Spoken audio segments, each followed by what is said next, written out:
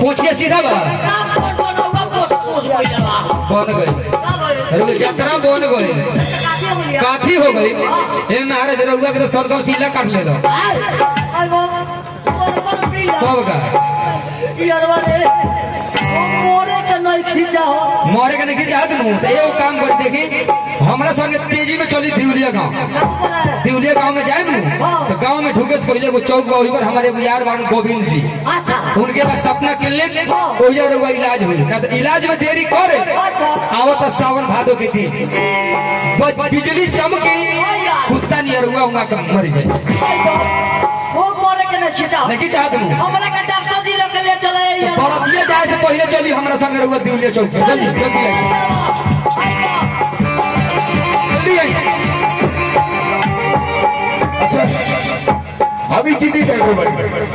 चलते हमारे क्लिनिक में चल के देखा तो मरी जाएगी इलाज करना तो जल्दी आई है जल्दी आई है नहीं देखिए आगे हम सपना कर लेती है हाँ एगो काम करी रहूँगा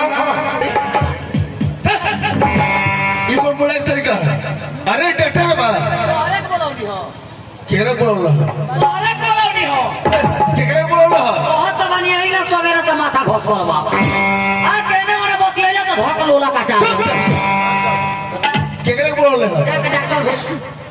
का बोले डॉक्टर के भेज डॉक्टर के भेज रे किडनी का हमार है आई किडनी के डॉक्टर हम बनी तो कौन डॉक्टर भेजी रे आ दादा अपने के डॉक्टर साहब होइले अब याद नहीं खे गलती हो गई डॉक्टर साहब प्रणाम चुप प्रणाम करे लूट नहीं खे प्रणाम कौन भाषा रे ए डॉक्टर साहब हम रउआ लगे आइल बानी हमर लगे जी समस्या समस्या ही है बाबा कि आज जात नहीं है गांव में बारात आइल लो अच्छा जात नहीं है का बोले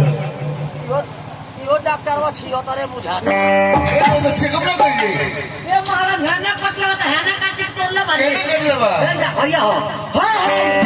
या तो कर लेबा काट लेबा आई बा अब का कर पड़ी ठीक बा ये बताओ कुत्ता कट लेबा तो ये बता कि कुत्ता साधारण रहे कि हमें कोनो लक्षण दिखाई पड़ला कुत्तों में डॉक्टर साहब उस सुच्चा कर गया बा अच्छा इतना बड़ा का जीव निकल ले बा ओकरा जीभिया में से लार गिरत रहला ओकर पूछियो सोझे बा आके नोच के भाग गइल अरे बेहुदा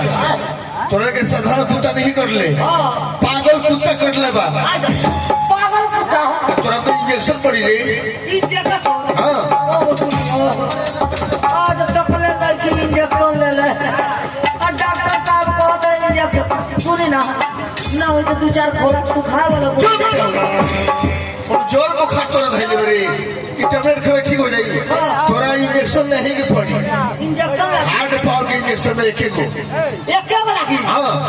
तोरा तो एगो सही ले इधर हम लेके आते हैं चल लेके आई भाई समाज वाला महंगा पड़ गई देखल जी डॉक्टर वाला तो सुई नहीं के पड़ी आई डॉक्टर साहब कोई दिन सुई लगा दिए थोड़े सो दे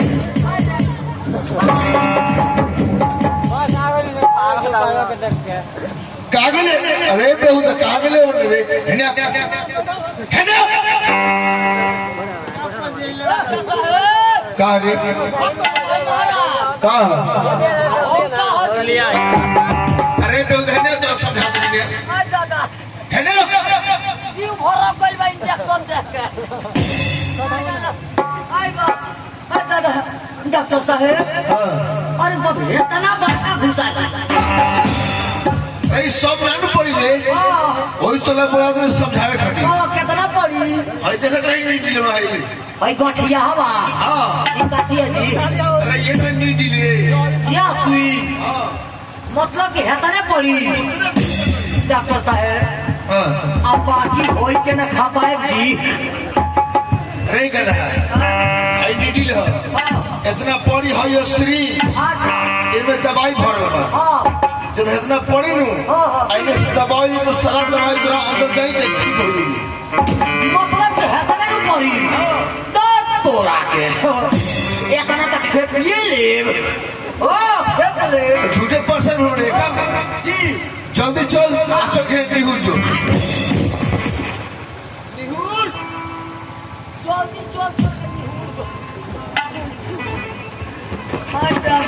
सब डॉक्टर लोग के देखले बानी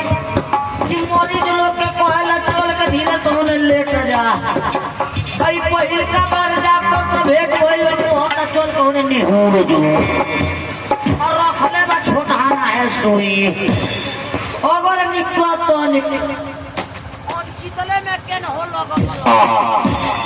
पता लगी कि 3 मिनट में आंख चियार के दर्रे का खत्म हो जाए आयो कोन दिन का नहीं हुई लगोले ना तो खोड़ा खोड़ी लगा दी ए डॉक्टर साहब का एगो बात कही बोल आ का महाराज हो निहुरी लगोले बानी आ ना हो तो खोड़े खोड़ी लगा दी। चुप रहो खड़े खड़े लगा दे अरे हार्ड पावर के इंजेक्शन बा अच्छा खड़े खड़े लगा दे नु चावना यही गिर के बेहोश हो जाए बेहुदा आई बाबा तोरा निहोरी के पड़ी तो निहुर ही ना पड़ी सोचे दी दादा हो यो छिहत्तर डॉक्टर बा बिना निहुरले सुई लगाई ना